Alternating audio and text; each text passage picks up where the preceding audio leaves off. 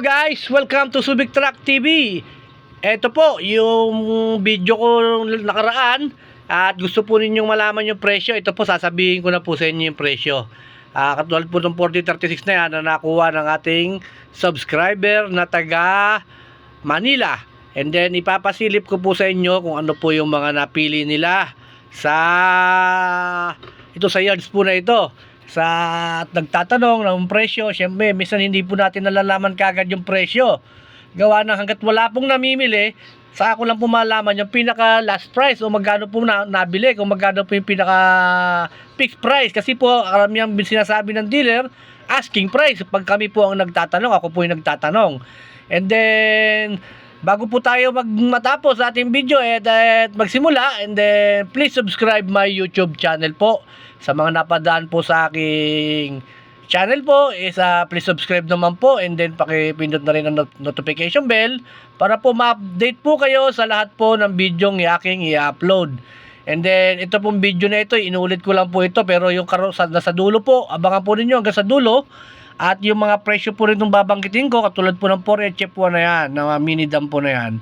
Ayan po yung mga as is pa na mga, akala ko nung una is pagkulay orange na naka-paint na. Original paint po pala yung orange, yung paint ng chassis. Medyo nagkamali ako ng unang sinabi ko, nakala ko naka-recon na. Hindi pa po pala. Original paint po yan. Pupuntahan ko po yung isang chassis po ng isang mini dump truck dito na kulay orange po. Kulay orange po yung kanyang chassis. Akala ko na-recon na. Ito po as is pa lang po lahat yan. As is, ito po yung ipapasilip ko po sa inyo na naka-recon na. 4HF1 na mini dump truck na inline, hindi siya electronic, manual. Ayan po. Inulit ko lang po yung video ko, yung last video sa mga mayroon po tayong sinamahan. Nakaka-upload ko po lang po ng video na ito last 2 days pa lang. And then may tumawag kagad at nagpasama kagad at nakabili kagad. Nabawasan na po ang mga unit na ito nung na-upload ko. Sinamahan natin sila sir na taga Manila. Ayan, 4HF1 na drop side. Ayan, 14 feet. Ayan, mga 14 feet po yan. And then sa mga gusto po na sumama sa akin maghanap ng unit sa Subic at gusto po ng makapili ng mga sariwang unit, huwag po kayo mag-alala, matutulungan ko po kayo sa bagay po na yan. At sa mga bago pa lang po na nakakanood po ng YouTube channel ko, please subscribe po para po ma-update po kayo sa lahat ng video yung i-upload ko. Ayan po, drop side po yan, medyo malit lang ang gulong. Ito po, ayan pa po yung mga Canter na 4D36. Ayan, available pa po yan. Isa lang po ang nabili ng ating subscriber na taga Manila na sinamahan ko po rito sa mga unit po na ito. And then mamaya papakita ko po sa inyo, medyo yung kanya mekaniko medyo maselan. Medyo maselan talaga siya mag-inspection, parang look like a brand new ang gusto ng mekaniko, pero nakapili po siya rito sa mga truck na ito. Yung hinahanap po niya yung magandang makina, magandang chassis, and then at siyempre sariwang-sariwa po pag andar ng makina. Magaling po yung kanyang mekaniko na dinala kanina. At tutuwa naman ako dahil gawa ng nakapili pa rin siya rito sa pinuntahan namin sa sa yarda po na ito. At hindi na po kami nag-ikot-ikot sa ibang yarda, gawa ng dito lang po is okay na. Nagkasundo na po sila ng dealer. Ayan po, ini-inspection na po nila ito, isang 4HF1 na camel chassis. And then inline, yung namimili po, ang namimili po hindi yung may-ari, yung mekaniko mismo. Siya po ang nag-approve kung pasado ba sa kanya or hindi. And then yung mekaniko naman po ng yarda, medyo nagkakaanuhan sila.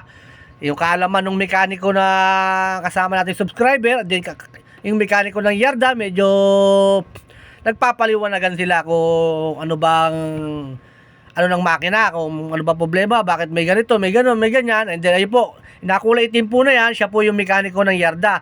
And then nakasombrelo naman, nakakulay green, siya naman po yung mekaniko ng ating subscriber.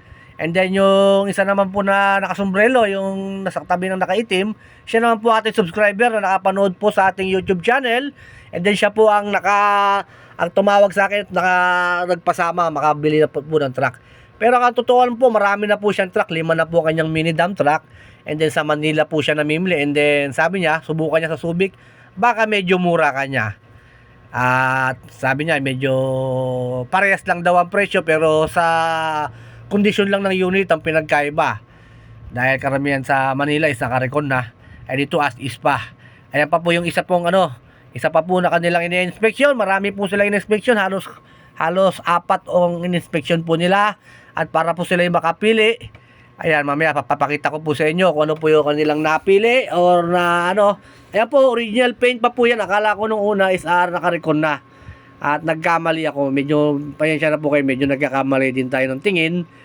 At original paint pa po yung kulay orange niya na Chef 1 na mini dump truck inline. Mga inline po lahat ito. Wala pong electronic dito sa lahat ng mga pinapakita ko po ngayong araw na ito. Sa inyo po, ayan po, ini-inspection na isa-isa ng kanyang mekaniko. And then, saludo ko sa mga ganyang mekaniko, hindi nila pinapahamak ang kanilang mga boss.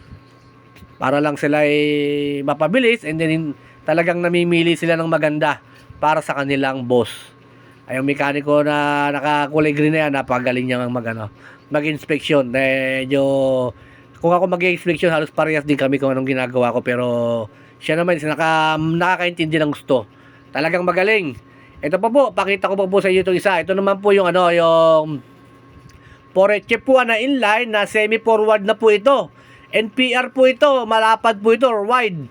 Ayan po, semi-forward na po itong bumababa po yung dunbox niyan. Ayan po, bumababa po yung dunbox niyan.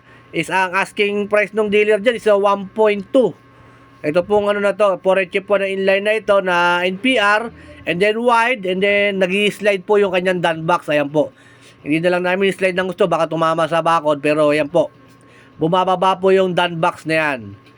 Semi-forward na rin po yan, malaki, malapad, maraming karga. Ayan po, Chef 1 na inline, manual transmission, and then manual injection pump. Okay po, ayan po napakagaya. Ayan na po, Chef 1 po yan, NPR. Ibig sabihin, NPR, malapad po yan. Yan, malapad siya. Yan po yung mga, marami po naghanap nito nung nakaraan, pero medyo bihira lang kasi itong mga ganitong unit. At medyo na mahal din, mahal. Kaya sabi ko nga sa ating subscriber, kung gusto niyo po makahanap tayo ng mura, meron naman tayong mahanap ng mura. Kaso nga lang, mapapamura ka rin minsan. Siyempre, pag mura, alam nyo na. Ibig sabihin, mura siya, pero siyempre, meron na rin siyang meron na rin siyang damage. Hindi katulad yung as is mo mabibili. At talagang makikita mo, papaandarin mo pa lahat. Makikita mo yung ng kondisyon ng makina. And then, kondisyon po ng chassis. Ayan. Kita nyo naman yan. Yung driver niya, yung mekaniko po ni sir. Talaga binubusisi bawat isang truck. Talagang saludo ko sa ating ating mekaniko na yan. Magaling si sir mag-inspection ng truck. Para kang nag-inspection sa auction. Kaya saludo ko sa iyo sir. And then sa ating subscriber po na taga Manila, at maraming salamat po sa inyo sir. And then napakabilis ng ating transaksyon kanina. Isang yarda lang, isang dali lang tayo natapos. At buti na lang natapos kaagad tayo dahil meron pa akong isang pull out na truck na freezer van, kaya medyo sakto at na-deal kaagad ng dealer. And then, na-pull out din kanina yung isang truck na aking sinamahan din na taga Pangasinan. Kaya po, ito po, ang kanila pong napili is 4D36. Ayan po. 4D36 po ang napili nila sa halaga pong 850 kasama high side, kasama recon, kasama aircon, electrical. Lahat po ng request nila sinama sa 850. And then, nakabawas pa po sila ng 10,000. Naging 840,000 na lang po ang price at pagkabili po nila rito sa Canter na mini dump truck 4D36 inline. Hindi po siya electronic inline po. Ayan po ang napili nila sir. Sa lahat po ng ito kasi ang presyo po ng Chef 1 ngayon dito po sa yard na ito, manual injection pump is 900,000 po. ang presyo po sa kanila kanina. And then, ito pong mga drop side, nasa 850 po. Yung 16 feet o 15.5 feet, nasa 900,000 pero negotiable pa raw. Ito naman NPR na nag-slide po yung kanyang dump box is 1,200,000. And then, asking price pa rin daw yon. And then, pagdating sa opisina, doon na lang daw sila magbabawasan ng presyo.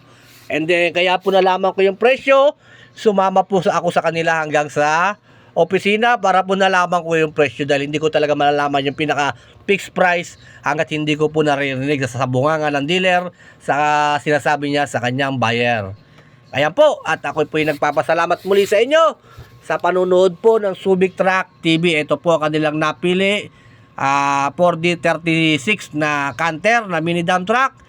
And then ulit ko po please subscribe my YouTube channel po again para po makasubscribe po kayo sa lahat ng video ng aking i-upload.